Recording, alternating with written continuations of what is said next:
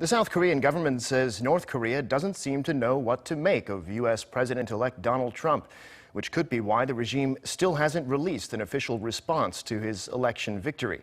But as for Trump, the world is learning more about what he thinks of North Korea and its provocations. Kwon Soa has this report.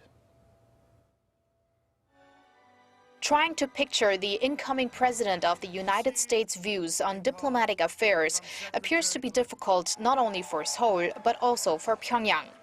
That's why there has been speculation that North Korea is striving to explore what the new U.S. administration has in store in terms of foreign policy, as a delegation from Pyongyang held track 2 talks with U.S. experts in Geneva this week.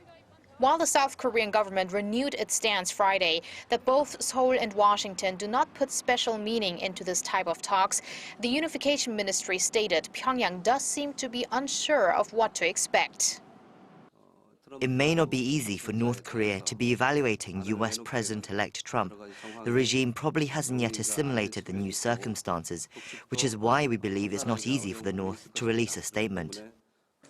The ministry spokesperson, however, mentioned that the North didn't release an immediate response to the 2012 U.S. presidential election results either.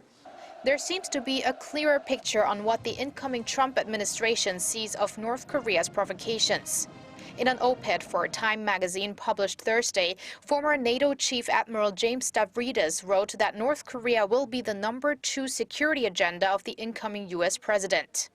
He said Trump will need several forms of support, such as aggressive cyber forces, high-tech missile defense, and a close coordinated plan with China.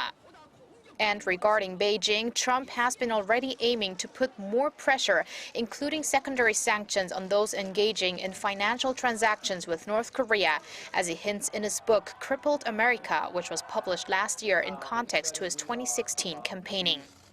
Kwon Soa, Arirang News.